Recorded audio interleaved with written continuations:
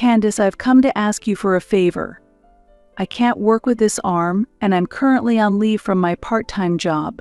Without working, I don't get paid, and life is tough. Could you possibly lend me some money for living expenses? My husband and mother-in-law made false claims and demanded money from me. I believed them and wanted to help, so I provided the money as they requested. However, my husband was having an affair, and my mother-in-law was indulging in gambling, using the money I had struggled to gather for their entertainment. I felt pathetic beyond words when faced with this betrayal. When I confronted them with the facts, they reacted with outrage. Unable to bear it any longer, when I decided to divorce, they insulted me. If you get divorced, you'll never be able to marry again. You're just a junior high school graduate. Now we'll be free from the unpleasant daughter-in-law. I don't mind if you divorce. Faced with my husband and mother-in-law's ruthless comments, I felt that divorce alone was not a solution. I couldn't forgive this betrayal. I planned to make them pay for the suffering they caused me. My name is Candace. I am 25 years old, and it has been 3 years since I got married. My husband, Peter, works at an apparel shop. We met when he visited the family restaurant where I was working as a part-time waitress. Have you been working here long? Yes, for about 5 years now. You've been here a long time? I always see you, so I feel familiar. Would you like to go somewhere with me next time? Surprised by his unexpected invitation, I accepted it. Having had no deep interactions with the opposite sex and living a lonely life, my heart wanted to experience youthful days. I grew up with my mother, as my father had already left us following an affair that led to my parents' divorce. My mother was a single mom and couldn't afford luxuries, but she did everything she could for me. When it was time for me to advance to high school, my mother fell ill and couldn't work, so I gave up studying and decided to support our household with my part-time job. A few years later, I met my husband, an older man. He seemed mature and was attractive to me. He took me to various places, and each time I was touched. Where shall we go next time? The seaside is nice, and a spa trip would be fun? Right. Since I hadn't experienced much, such plans were very fresh and exciting. My husband always invited me to new worlds, like a prince out of a storybook. Enchanted by the illusion of an ideal life, I decided to marry him just 6 months after we started dating. My mother warned me that it was too early to marry, but perhaps out of guilt for not being able to let me fully enjoy my youth, she didn't oppose it too strongly. My mother had fully recovered and resumed her previous job. My husband was also the only son from a single-parent family, which may have played a role in our decision to marry. When I first met my mother-in-law, she was very pleasant and kind, but I somehow felt uneasy and developed an aversion to her. I discussed this issue with my husband. Don't worry about it. I was also nervous when I first met your mother. You'll get used to it over time. If there's a problem, I'll support you, so don't worry. His comforting words calmed my heart. However, at that point, I still did not understand his true character.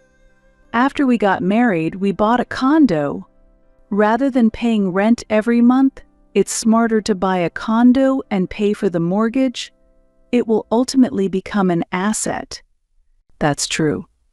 Since you, Candace, have more work experience than me, it'll be easier for the mortgage to get approved in your name.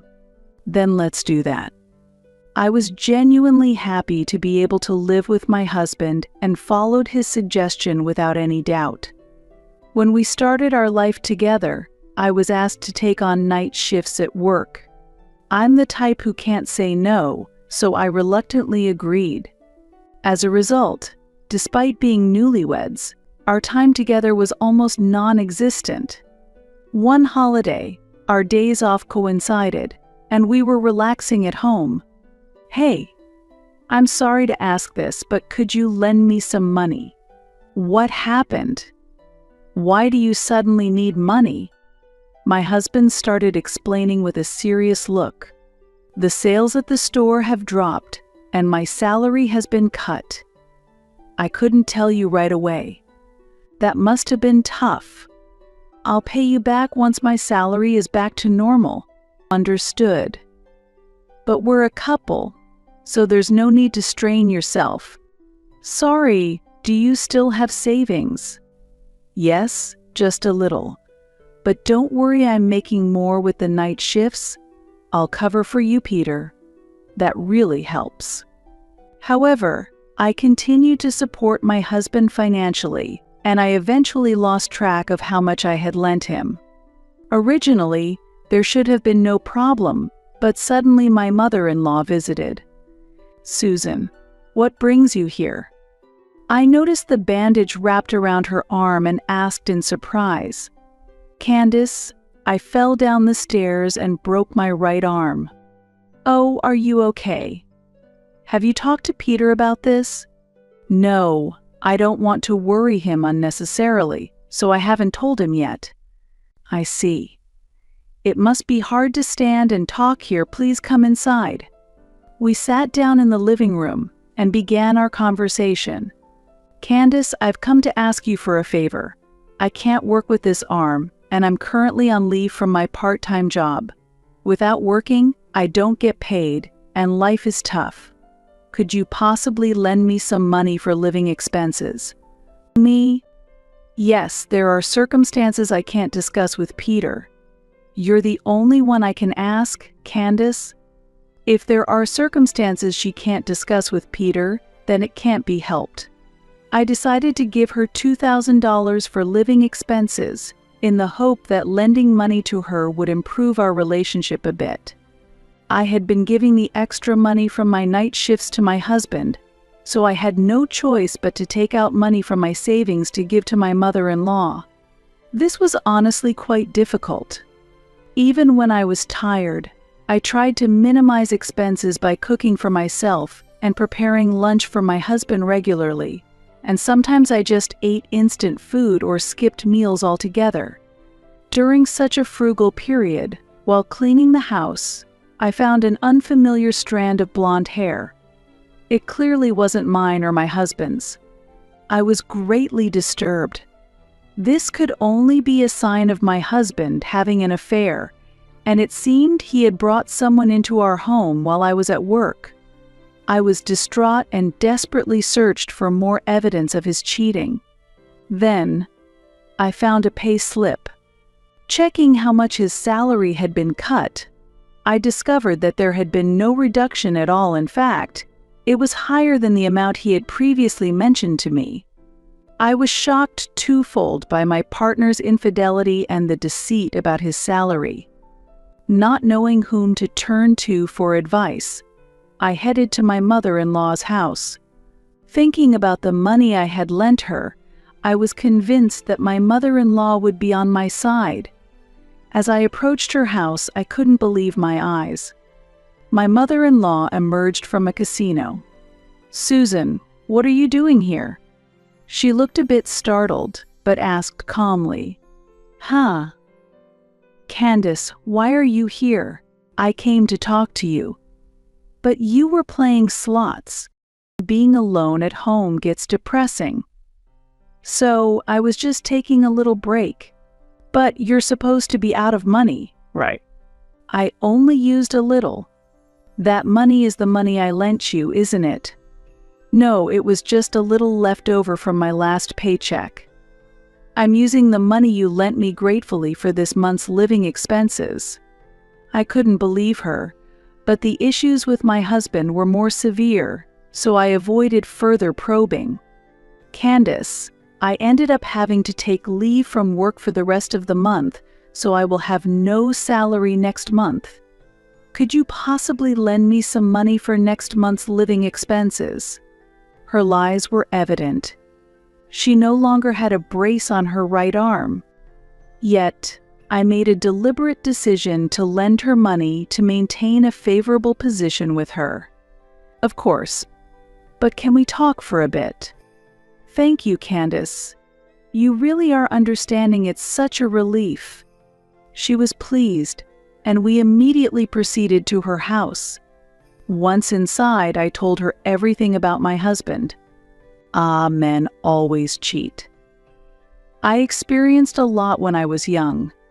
Why don't you try fighting back, Candace? Her inappropriate suggestion shocked me.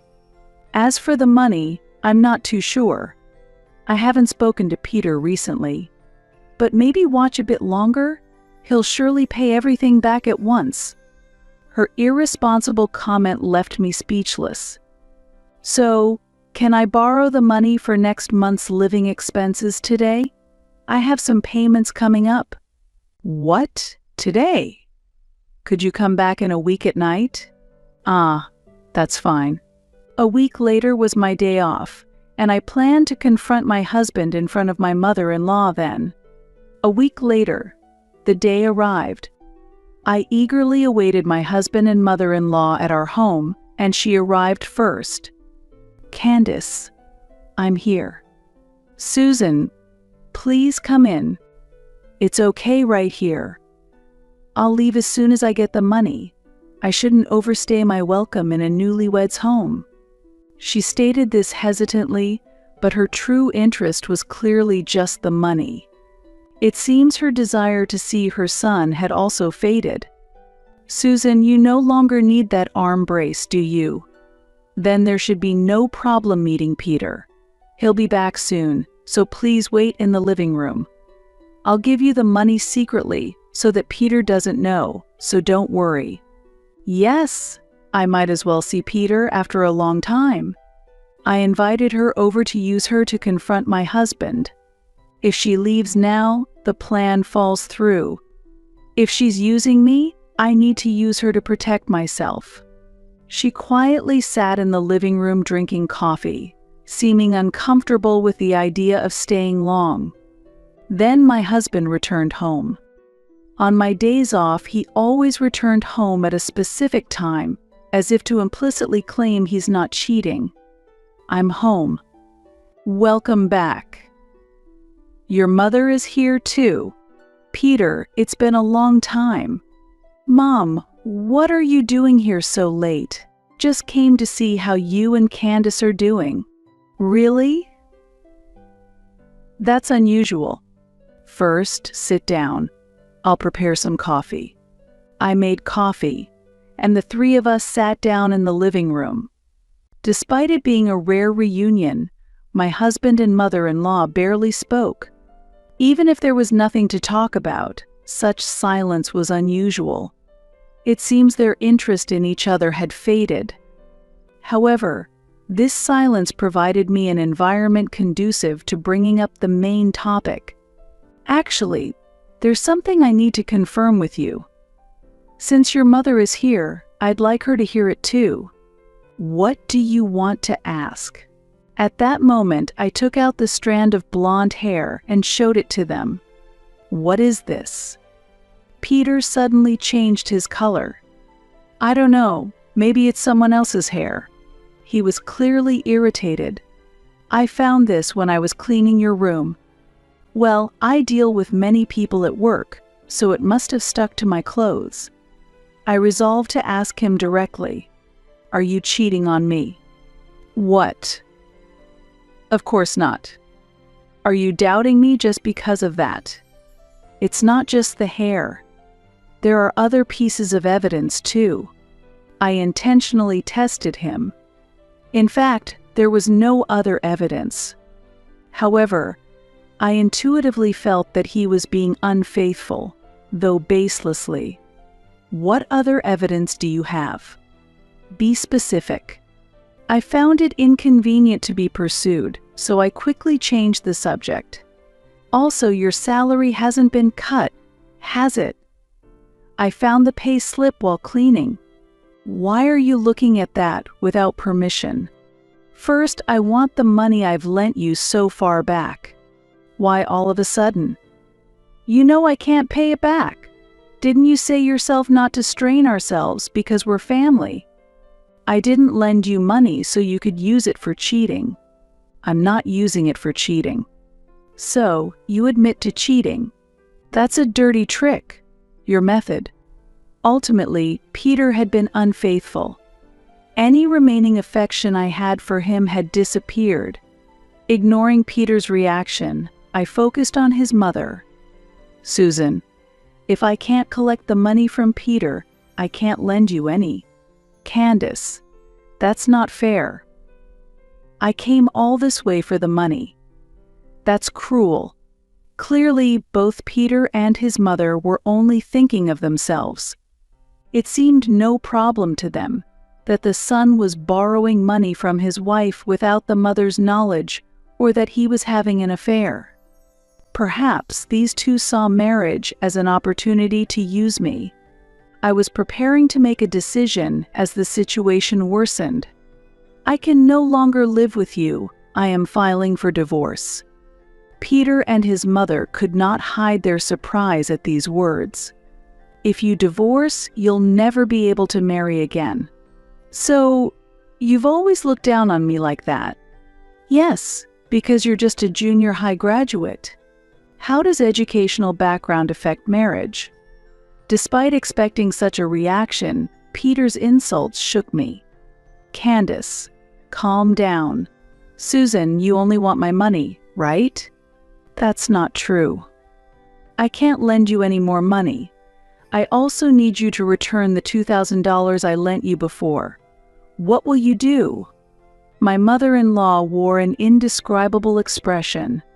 If that's the case, fine. I have no further business here, so I was just an ATM to you after all. My mother-in-law sighed as if she was fed up. I'll finally be free from this unpleasant daughter-in-law. I don't mind if you divorce. She suddenly changed her tone and expressed her displeasure. Peter appeared uninterested, looking at his cell phone. I don't want anything to do with you anymore. With those words, I left the pre-prepared divorce papers in front of Peter. You had this prepared. I've already filled out my part. It just needs your signature. I'll come to pick it up tomorrow. Peter and his mother looked at the divorce papers expressionlessly. Without saying anything, I hurried out of the house and went straight to my parents' house. I'm back. What happened? Why are you alone at this late hour? Mom, it seems I rushed into marriage. I should have listened to your advice. What exactly happened? I explained everything to my mother. So that's what was happening. I should have opposed it more. I'm really sorry. No, but I'm not just going to end it with a divorce. I'll definitely get back the money I lent them, and I'll seek appropriate compensation. But do you have evidence of his infidelity and debt? It's okay. I felt that it might turn out this way today, so I recorded all our conversations earlier. I proudly showed the recorder to my mother. Thinking of that, you're quite something. Yes, sadly, my prediction came true. I'll consult a lawyer tomorrow. Indeed, you can't let what happened just pass. If there's anything I can help with, don't hesitate to ask. Thank you, Mom. Is it okay if I stay here for a while? Of course. This is your home. I really appreciate it. That night I couldn't sleep, filled with humiliation and disappointment. The next day I went to my house to retrieve the signed divorce papers and check that Peter had signed them. Immediately after, I went to the condo management company to proceed with the sale. Fortunately, since the title was in my name, the process went smoothly. I had no intention of living in that house any longer and felt no need to inform Peter. The property was mine, bought and paid for by me. There was no reason to let my estranged husband live there anymore. Concurrently, I hired movers to remove the household items, all of which I had purchased and therefore owned. A few days after the move, my husband called, shocked to find the house empty. "What's going on?" "The TV and fridge, everything's gone. Since I paid for everything myself, why should I leave them there for you? Never set foot in this house again. Your belongings are no longer here." His response was as predictable as it was agitated. However, the matter was far from over. A few days later, it seemed the condo manager had visited my husband. Then he called again. "What are you doing? Why did you sell the condo? You took the TV too, didn't you?" "That house is mine. The condo was in my name, and I made all the payments. It's only natural for me to sell it since I no longer plan to live there." "Don't be stupid. Where am I supposed to live now?" "That's not my problem. Why don't you go live with your affair partner?" "This isn't a joke. I won't forgive you." His words sounded lawless. How could he think to continue living in a condo he never paid for? It was incomprehensible. And then, the ultimate retaliation. I demanded compensation from my husband and asked my mother-in-law to repay the money I had lent her with interest. The day the invoice arrived, an angry call came from my husband. "Hey, what is this? Why such a high claim? I am asking for compensation because of your infidelity. Please pay it soon." "There's no reason I should pay. That amount is insane. You don't even have any proof, do you?" "If you need proof, I have it. I've recorded all our recent conversations with your mom, and your admission of infidelity in those recordings will serve as evidence." "No way, you recorded it." "Yes, I couldn't trust you anymore. If necessary, I can access the condo building's elevator surveillance footage to identify the visitors, likely while I was working night shifts.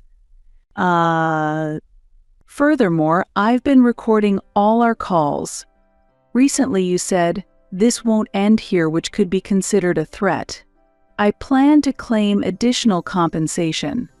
"All right, it was a mistake. I won't contact you again." After that, he hung up and there was no more contact from him.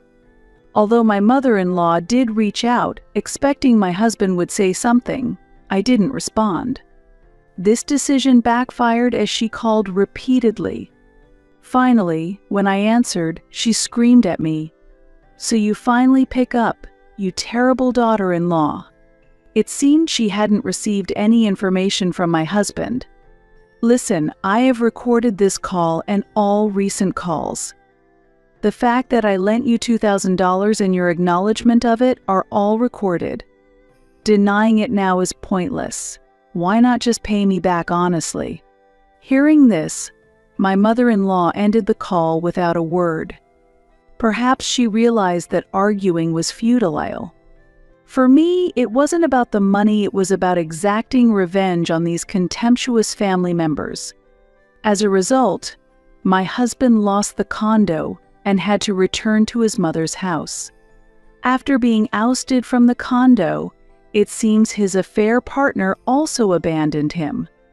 Despite reaching out to various people, including co-workers, clients, and business partners, the revelation of his infidelity damaged his reputation.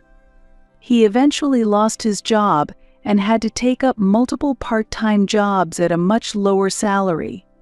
This was the result of misusing his wife's money. He is now working day after day to pay the compensation, having lost his job and been deserted by his former lover. My mother-in-law, too, had to stop gambling and started working part-time to pay the compensation I demanded. Fortunately, the persistent contact from my husband and his family ceased, and I now enjoy peaceful days. With the night shifts fully staffed, I was moved to day shifts. During this time, the manager called me in. "I appreciate your support during the night shifts. You've really supported the store, thank you. the higher-ups have noticed, and there's an offer for a full-time position. How about taking this chance to work as a full-time employee? Transitioning from part-time work that I've been doing for a long time to a full-time position was a very welcome proposal. I feel young and the future looks promising, since I've risen from nothing with a middle school education to now being engaged in fulfilling work as a full-time employee.